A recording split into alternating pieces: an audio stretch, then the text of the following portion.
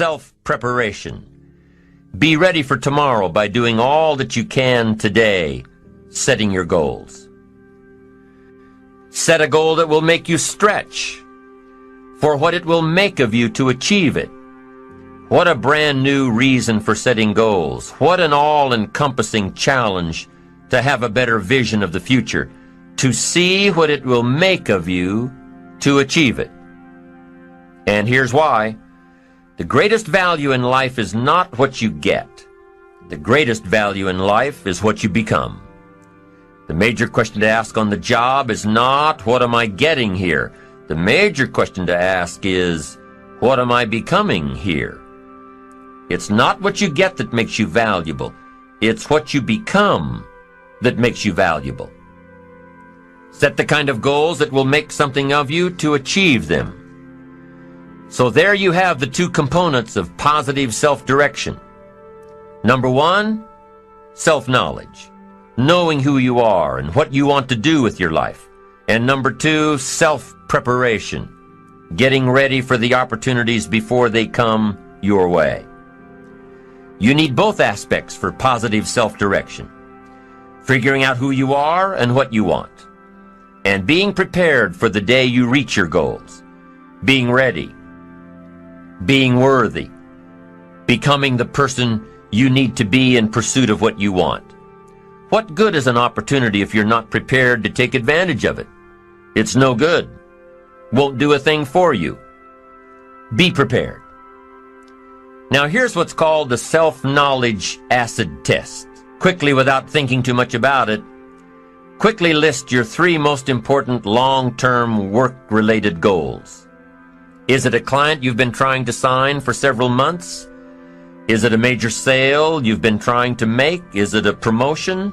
Is it a partnership in the firm? Quickly list your 3 most important long-term work-related goals.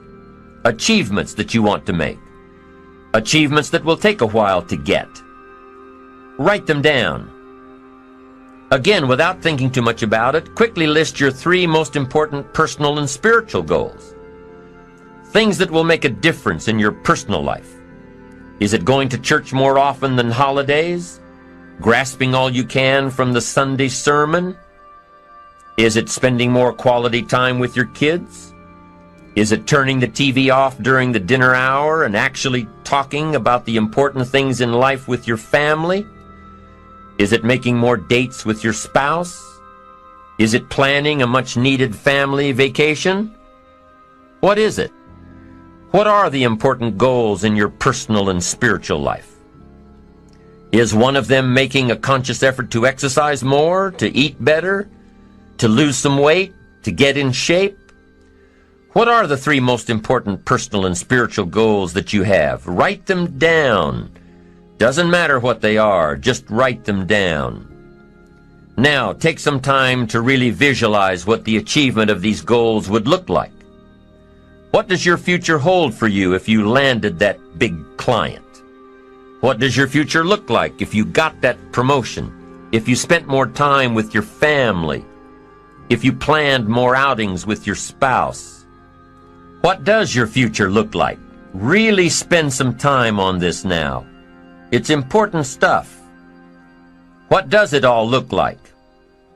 Ask yourself, is this really my goal? Is this truly what I want?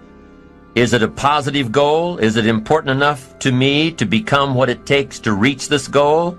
Is it mine? Is it worth it?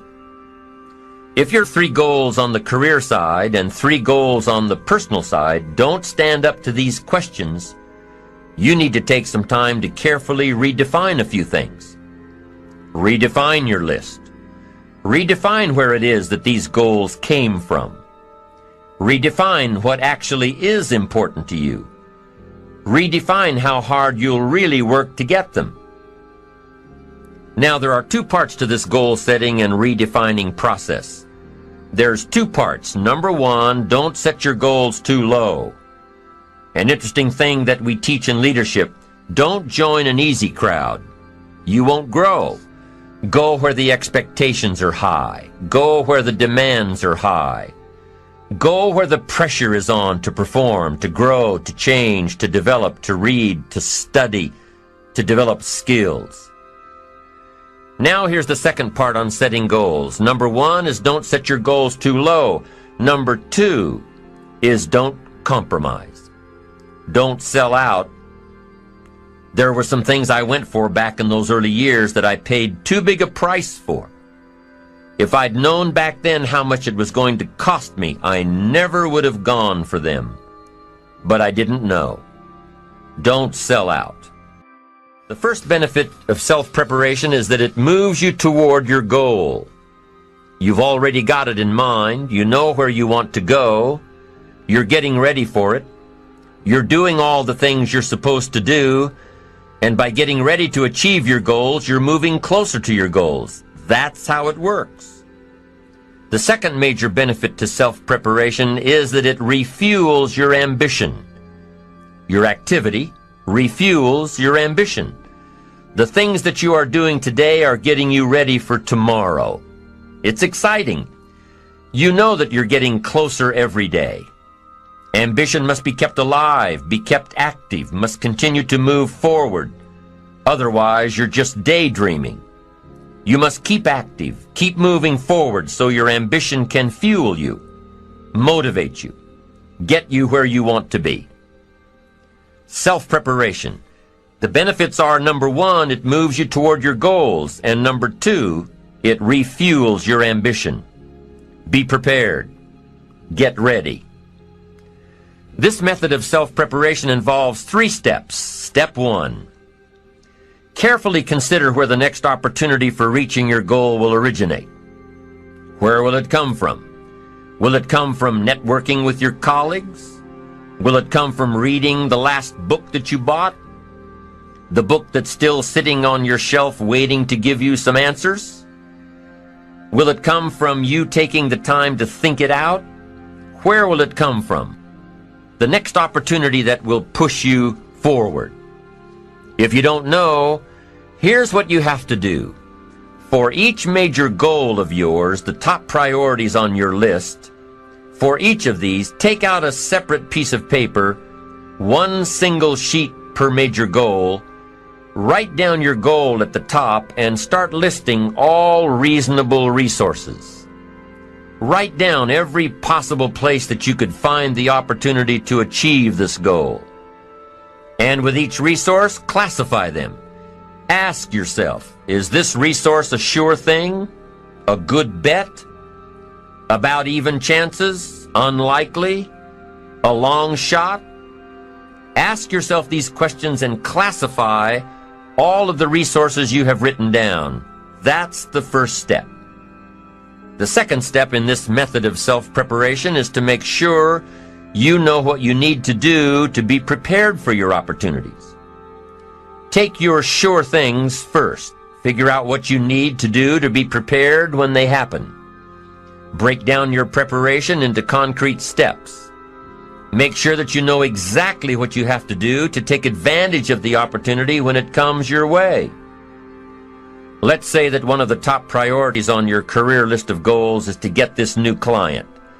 Let's take it 1 step further to say that on your resource list for this goal is to have a lunch meeting with a friend who just happens to be the mentor of the client you're going after. Is this friend of yours a sure bet on your resource list? Well, let's say he is. I mean, you know this guy is a tremendous consulting source for the client you want.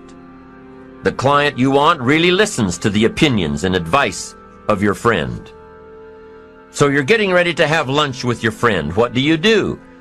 You've got to make sure that you're up on all the knowledge and the industry data that will impress your friend. Make him realize that he knows someone who could benefit from your knowledge and your vitality and your spirit and your experience. Impress him. Impress him so much that he goes back to his friend, the client you're after, and tells this prospective client of yours that he needs to do business with you. Be prepared. Go through your entire list of goals and resources and classify them. Break each resource into concrete steps of preparation. Start by working on the sure bets first, and then move down the line. The long shots will come through every so often, but start with the resources that will serve you best now. Get ready for the opportunities before they come your way. Step 3 in the self-preparation method is to do all you can to make each opportunity more likely to happen. After you've determined what you have to do to get ready, to be prepared, after you've determined this, see what you can do to expedite the process. What can you do to increase the likelihood of this opportunity? Go over it and over it and over it. Use these 3 methods again and again as you assess where you are now and where you have to go next to keep moving toward the achievements that are most important to you. Step 1, consider your resources. Step 2, determine what you have to do to get ready. Step 3, expedite the opportunities. And by the way, this method of self-preparation works wherever you are in your journey, whether you're close to your goals or whether you're just starting your journey of self-direction. This method works. Have working knowledge to draw from. Continually work on yourself in preparation of where you want to be. Build a reservoir of thoughts and ideas and philosophies and experiences that are your own. Build, grow, change, get ready, be prepared. Be prepared for a life worth living. Now here are the 4 ifs that make life worthwhile. Number 1, life is worthwhile if you learn. Nothing worse than being stupid. Life is worthwhile if you learn. Learn from your personal experiences. Learn from other people's experiences. Second, life is worthwhile if you try. Now you've got to take what you've learned and see if you can try your hand at it. Someone says, well, you can't try, you have to do. No, you have to try. I put the bar up 2 feet and asked the kids who can jump 2 feet. I can, some say. I can't, some say. I don't know, some say. How are you going to know? You don't. You've just got to try. Just back off and run at it. How are you going to know if you don't try? Now, what if you knock the bar down? Does that mean you can't jump 2 feet? No. You have to what? Try it again. Of course, you have to try. Try it another way, but try. Try your hand at it. When the record book on you is finished, let it show your wins and your losses, but don't let the record book show that you didn't try. Next, life is worthwhile if you stay. You've got to learn to stay. Now, you don't have to stay forever. Just stay till you see it through. A guy builds a foundation and then he wanders off somewhere and builds another foundation. He's got these foundations scattered all across the country. I mean, no walls, no roofs, just a bunch of foundations. Not a good reputation. Stay. You don't have to stay forever. Just stay to finish something. Don't fall into the trap of less than refined sophistication. Stay till it's over. The 4th if that makes life worthwhile, 1 is if you learn, 2 is if you try, 3 is if you stay, and 4th if that makes life worthwhile is if you care. Caring is a unique human experience that is so vital and so powerful and so all-encompassing and so far-reaching. If you care at all, you'll get some results. If you care enough, you can get magnificent results. To lead a life worth living, you've got to learn, you've got to try, you've got to stay, and you've got to care. Taking responsibility for your own life. Taking responsibility for whatever happens to you. Knowing that you have consciously made the decisions that are now affecting you. Knowing that what is happening now, today, is the direct result of your activity, what you did yesterday. Self-reliance is basically counting on yourself. Now, being self-reliant doesn't mean you can't work with others or trust others. Self-reliance means counting on yourself, trusting yourself, being confident with yourself, being responsible to yourself, trusting your own instincts, trusting the conclusions that you have developed from your study of experiences and philosophies, taking the credit that is due you, learning from the mistakes that you have made, being self-reliant. Gestalt psychologists give an example of being self-reliant. They say that you're responsible for getting caught in the rain. They say that by deciding not to carry an umbrella every day, you have made the decision to endure an occasional drenching. Translation: by not being prepared, you make the choice of getting caught in some of life's unpleasant circumstances. Be they rain, failures, economic losses, relationship losses, professional losses, personal losses. By not being prepared, thinking ahead, it's your choice. Now here's the other side of it. By being prepared, you increase your chances of success. You increase the likelihood. By being prepared, you increase your chances of success, of seizing opportunities when they come your way, of being ready within yourself to take advantage of once-in-a-lifetime situations. Some people tend to blame others for their mistakes, blame others for their failures. Somebody says, it's not my fault the report isn't done. So-and-so didn't do their part. Of course it's your fault. It's your report too. It's your responsibility to see that everyone you delegated work to does their part. Now, you can't control what others around you do, but it's in your own best self-interest, your enlightened self-interest, that you stay on top of things, especially if it's going to affect your future. You think your boss cares that John didn't do his part? You think he sees John as the bad guy? Of course not. All he sees is that the report isn't done, bottom line. Be responsible for the things that affect you. You can make sure you're more responsible by checking in with those people who are working with you, the people who make up your team. You can be more responsible by saying, hey, John, how are you doing with your part?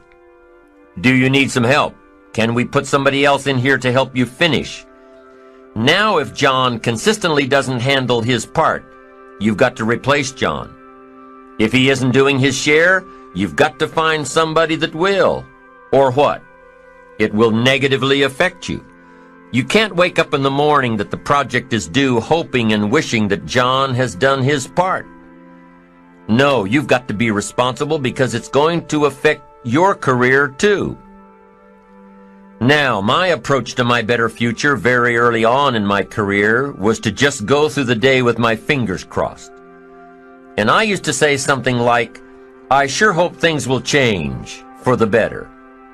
Then here's what I found out. They're not going to change. Somebody says, well then, how will my life ever change? Answer, when you change. When you change, when you get better, it'll get better. If you change, it'll all change. Don't put it on someone else. Hope that someone else will change it for you. Take responsibility for yourself. Take personal responsibility. You can't change the circumstances or the seasons or the wind, but you can change your reading habits. You can change whether or not you go for the skills, burn the midnight oil, turn yourself around, multiply your value by 2, 3, 5, 10. That you've got charge of. That you have control of. You don't have control of the constellations, but you've got control over whether or not you go to night school, take adult classes, learn some new skills. You have control over that. And if you don't, that's your fault. You've got to take personal responsibility. You've got to be self-reliant. You. Nobody else can change your life, alter your ambitions, pave a golden road for you. But you can. It's up to you. Be responsible for yourself.